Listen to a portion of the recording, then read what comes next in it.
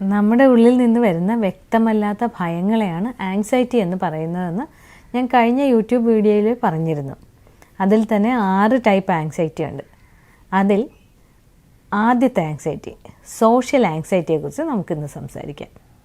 ഇതിന് social phobia എന്ന് മറ്റൊരു പേര് കൂടെയുണ്ട്. അതിനെക്കുറിച്ച് പറയുന്നതിന് മുമ്പ് ഞാൻ Tushar Das, back on track counselling സെൻറ്ററിലെ ചീഫ് സൈക്കോളജിസ്റ്റ്.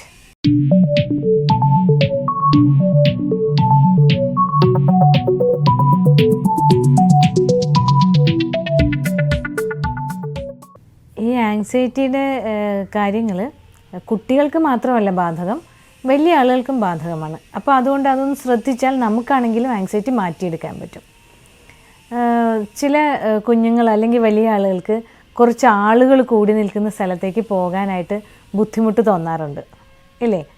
അതേപോലെ തന്നെ ചില കുഞ്ഞുങ്ങൾക്ക് വീട്ടിൽ ആരെങ്കിലും വിരുന്നുകാർ വന്നാൽ അവർ അച്ഛൻ്റെ അമ്മയുടെയും പുറകിലോട്ട് മാറി നിൽക്കുക. ഇല്ലെങ്കിൽ സ്കൂളിൽ പോയാൽ ചില കുട്ടികൾ കൂട്ടുകാരുമായിട്ട് കൂട്ടുകൂടത്തില്ല, പകരം ചിലപ്പോൾ ഒരു അമ്മയുമായിട്ട് സാമ്യമുള്ള ഒരു ടീച്ചറുമായിട്ടോ ഒക്കെ മാത്രം കൂട്ടുകൂടുക. അവർക്ക് എന്തെങ്കിലും പറയാനുണ്ടെങ്കിൽ ടീച്ചേഴ്സിനോട് മാത്രം സംസാരിക്കുക. പിന്നെ അല്ലെങ്കിൽ ഏതെങ്കിലും ഒരു കല്യാണ വീട്ടിലോ അല്ലെങ്കിൽ ഒരു ഫംഗ്ഷനോ കൊണ്ടുവന്നു കഴിഞ്ഞാൽ കുട്ടികൾ ആരോടും മിണ്ടാതിരിക്കും.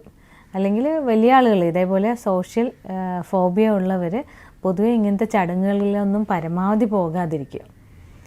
ചില കുഞ്ഞുങ്ങളെങ്ങനെയാണെന്ന് വെച്ചാൽ വീട്ടിൽ ആരെങ്കിലും വന്ന് അവരെന്തെങ്കിലും ചോദിച്ചാൽ അതിനുള്ള മറുപടി അമ്മയുടെ ചെവിയിലോ വല്ലതും ചെന്ന് പറയത്തേ ഉള്ളൂ, അല്ലാതെ വിരുന്ന് വന്ന ആളുകളോട് നേരിട്ട് പറയില്ല. ഇതിന് സെലക്റ്റീവ് മ്യൂട്ടിസം എന്നും പറയാറുണ്ട്.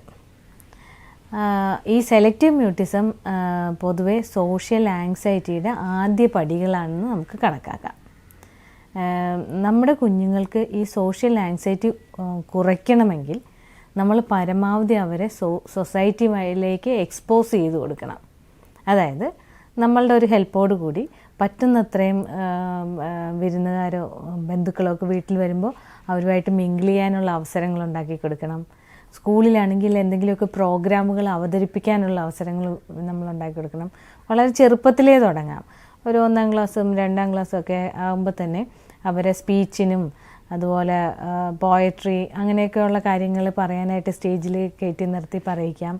അല്ലെങ്കിൽ പ്രോഗ്രാമുകൾ അവതരിപ്പിക്കുമ്പോൾ ഇവരെ കൂടെ അതിലേക്ക് ഉൾപ്പെടുത്താം. ഗ്രൂപ്പ് ഐറ്റങ്ങളെക്കാളും സിംഗിൾ ഐറ്റങ്ങൾ ചെയ്യുമ്പോഴായിരിക്കും കൂടുതൽ ആങ്സൈറ്റി കുറയാനായിട്ട് ഹെൽപ്പ് ചെയ്യുക അവരെ.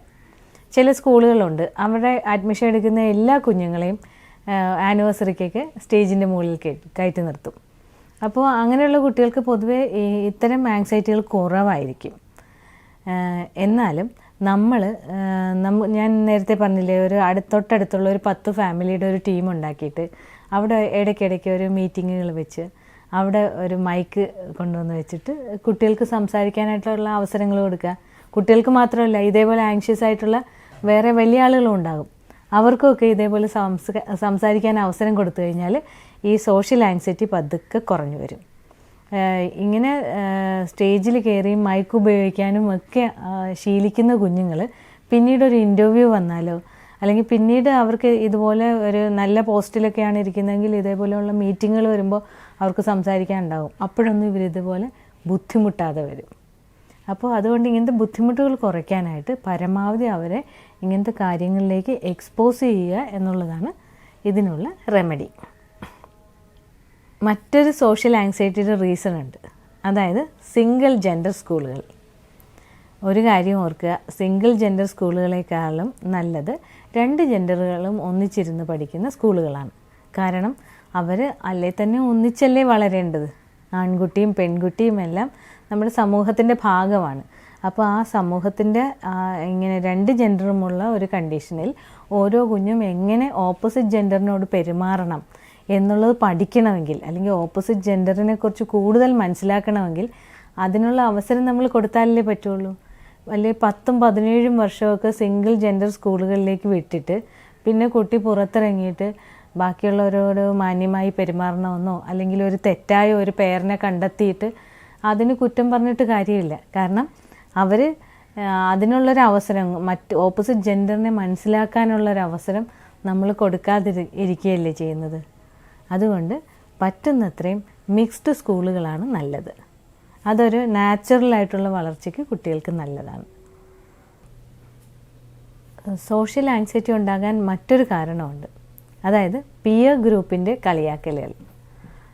ഒരു ടീനേജൊക്കെ പ്രായമാകുമ്പോഴത്തേക്ക് കുഞ്ഞുങ്ങളെ അവരുടെ സുഹൃത്തുക്കളെ എന്തെങ്കിലുമൊക്കെ കാരണങ്ങൾക്ക് കളിയാക്കിയാൽ, അതും ഒരു കൂടുതൽ ആവശ്യത്തിലധികം കളിയാക്കി കഴിഞ്ഞാൽ അവർക്ക് സോഷ്യൽ ആങ്സൈറ്റി വരാനുള്ള സാധ്യതയാണ്.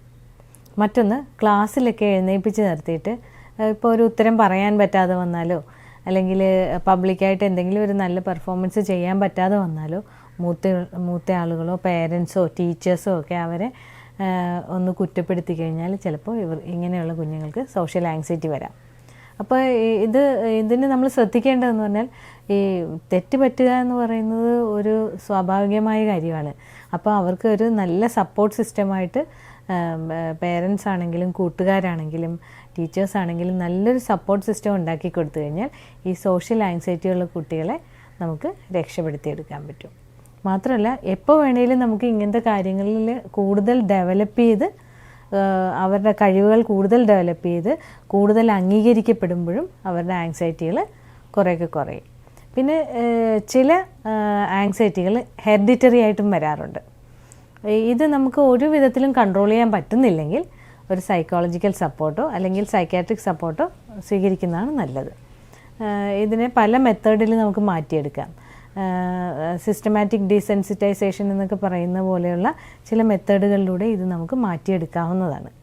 പക്ഷേ എന്നാലും നമുക്ക് കൺട്രോളിൽ നിൽക്കാത്ത അത്ര ഭയം ഉണ്ടെങ്കിൽ മാത്രം ഒരു ടെക്നിക്കൽ ഹെൽപ്പ് സ്വീകരിക്കുന്നത് നല്ലതായിരിക്കും. ബാക്കി ഞാൻ നേരത്തെ പറഞ്ഞ പോലെയുള്ള അവരെ പരമാവധി സൊസൈറ്റിയുമായിട്ട് എക്സ്പോസ് ചെയ്ത് പരമാവധി അവരെ പ്രോഗ്രാമുകളിൽ ഉൾപ്പെടുത്തി ഒക്കെ നമുക്ക് അവരുടെ സോഷ്യൽ ആങ്സൈറ്റി ശരിയാക്കി എടുക്കാൻ പറ്റും. ഈ വീഡിയോ നിങ്ങൾക്ക് ഇഷ്ടമായെങ്കിൽ ലൈക്ക് ചെയ്യുക, ഷെയർ ചെയ്യുക,